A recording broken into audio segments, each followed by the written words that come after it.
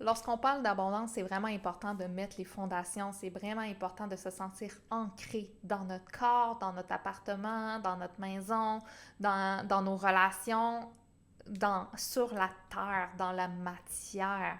Parce que c'est grâce à la matière qu'il y a quelque chose qui se passe, qu'on l'intègre, puis on a encore plus envie de l'expérimenter, puis de jouer avec. En fonction de qui on est, en fonction de notre carte du ciel, on a des façons différentes de s'ancrer sur Terre, on a des façons différentes de se sentir bien dans la matière.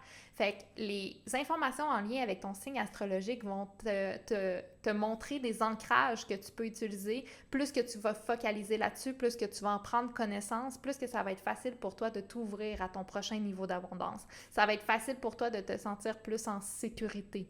Je t'ai parlé dans la dernière vidéo comment le corps doit se sentir en sécurité pour s'ouvrir, parce que ça, c'est la même chose pour tout le monde.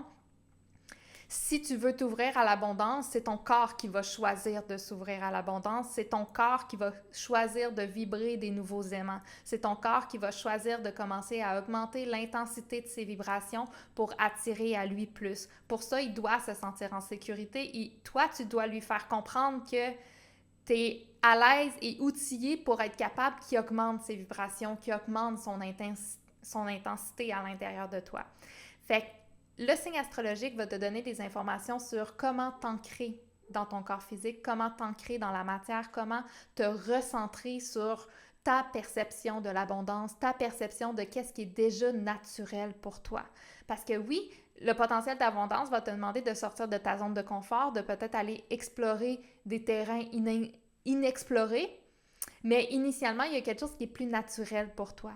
Puis plus que ça, tu vas être en gratitude envers ça, plus que tu vas le nourrir, plus que ça va être facile de t'ouvrir à plus. Puis là, j'ai même envie de te dire que tu peux même faire l'exercice de part avec ton signe zodiaque à toi, l'information de ton signe zodiaque, puis après ça, sortir de sa zone de confort, c'est aussi regarder les autres formes d'abondance, l'autre filtre qu'apportent les autres signes zodiaques. Fait que des fois, ça peut être juste ça, de commencer à aller voir, ah ouais, moi je suis bélier, mais quand je regarde le Gémeaux, l'information est différente, par exemple.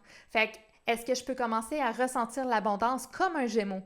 Fait que ça, c'est une sortie de zone de confort, c'est augmenter, amplifier qui on est. Le signe de ta maison 2 va te donner ce qui est plus naturel, plus facile, plus évident pour toi. Mais ça ne veut pas dire que c'est la seule façon d'expérimenter l'abondance, c'est juste une porte d'entrée.